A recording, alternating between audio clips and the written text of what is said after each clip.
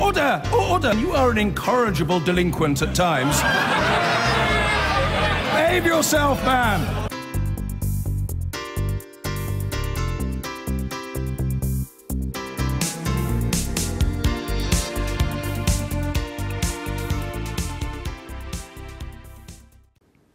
A great day at the White House. That was Donald Trump's assessment last night after his new director of communications, Anthony Scaramucci, was sacked even before he'd formally taken up the post. Not for the first time, the president seemed at odds with many observers of the US administration. Here's our North America editor, John Sopel. It's being billed as the Last Supper. Anthony Scaramucci last night having dinner at where else? The restaurant in the Trump Hotel, just hours after he'd been unceremoniously dumped. At roughly the same time came this extraordinary tweet from Donald Trump. A great day at the White House. What? Are you kidding? Well, no, he wasn't. The swearing in of General John Kelly as Chief of Staff being seen as a new beginning for this administration. He will do a spectacular job, I have no doubt, as Chief of Staff. So could this mark the end of what's been a turbulent, dysfunctional 6 months for all the president's men? The former National Security Advisor was the first to go, fired after just 24 days in the job, after he lied about his contacts with the Russian ambassador. 3 months after being fired, Trump's first communications director, the rather anonymous Mike Dubka, handed in his resignation. He cited personal reasons. Then came the super sacking, the high-profile and brutal dismissal of the former FBI Director James Comey, infuriating the president with his investigation into links between the Russians and the Trump campaign. 11 days ago, it was the turn of beleaguered Press Secretary Sean Spicer. He walked, furious that President Trump had hired Anthony Scaramucci as communications director. The departure of Reince Priebus came as little surprise after he was subject to a vicious verbal attack by incoming communications director Scaramucci. But what goes around comes around. After just 10 days into the job, Mooch was front-stabbed by the incoming chief of staff. The profound hope among those close to President Trump is that with General Kelly in charge, there'll be a fundamental change in the way this place operates. Organised, disciplined, united.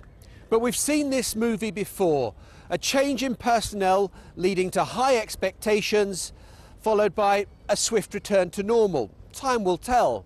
But in the meantime, the late-night comedians are making hay. The president has been very busy repealing and replacing his staff, most notably Anthony Scaramucci, the Mooch. The Mooch lasted as communications director for only 10 days. And then he left us with nothing but memories and like a bunch of weird moves, you know? It's like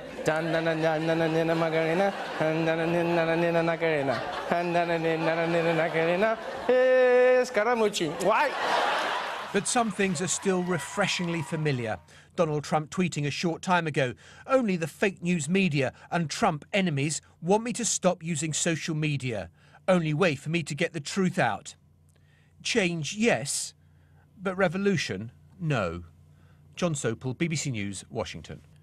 The Washington Post, citing multiple sources, claims that Donald Trump personally dictated a misleading statement about his son's talks with a Russian lawyer during the election campaign. Now, if true, there could be potential legal consequences. That latest development comes amid a forced calm in the West Wing, with the sacking of communications director Anthony "the Mooch" Scaramucci after just 10 days on the job. It appears that Trump's new chief of staff, General John Kelly, is asserting control over the White House. From Washington, Jonathan Rugman with this report. Amid the constant drip of leaks, the Russian scandal lapping at his door, the president tweets that it's a great day at the White House, that there is no chaos, after ordering yet another changing of the guard. There's a new sheriff in town, trying to handcuff his own boss. But there's a price for John Kelly's loyalty. Bring me the head of communications director, Anthony Scaramucci, seen skulking at the back of the Oval Office before Kelly fired him yesterday. Last Friday's Mexican standoff was between Scaramucci and Reince Priebus, the previous chief of staff, who went down after 189 days in a hail of Scaramucci expletives. I'll take your questions. What happened? It is war in the Wild West Wing. The press corps awaiting the latest tragicomic installment on the edge of their seats. The president certainly felt that Anthony's comments were inappropriate for a person in that position. General Kelly has the full authority to operate within the White House, and all staff will report to him. So Anthony Scaramucci has been forced out of the White House as communications director by John Kelly, the incoming chief of staff. And just when you think, well, maybe the turmoil in the White House is going to end now, maybe things will calm down, you remember that Donald Trump is still president. And Kelly seems to have no restraining order on the president's phone use. Only the fake news media and Trump enemies want me to stop using social media, he tweeted today. Only way for me to get the truth out. He has an obligation to be president for all of us and to stop the chaos. Most of the chaos is generated by him and no one else. But Trump is still Trump. Trump is still Trump. And again, getting a 70-year-old billionaire to take orders from anyone may seem like a tall order. In his aviator sunglasses, the man who called himself the Mooch didn't so much fly too close to the sun as crash into it in a fireball of four-letter words. But Mr. Trump has his own flying problems. Today's Washington Post reporting that it was while on Air Force One from Germany last month that Mr. Trump personally dictated a misleading statement on behalf of his son. The statement was about last year's meeting at Trump Tower between Don Jr. and a Russian lawyer. It said they had primarily discussed the adoption of Russian children, though emails to Trump's eldest son show it was really intended to gather dirt on Hillary Clinton. This morning they were painting the president's home, as his legal team called the Post story incorrect, misinformed and fake news. Anthony Scaramucci, we hardly knew Chi.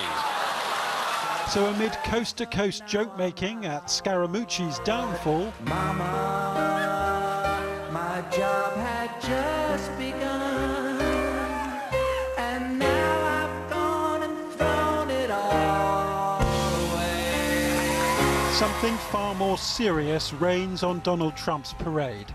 Try as they might, the slate at this White House never quite wiped clean.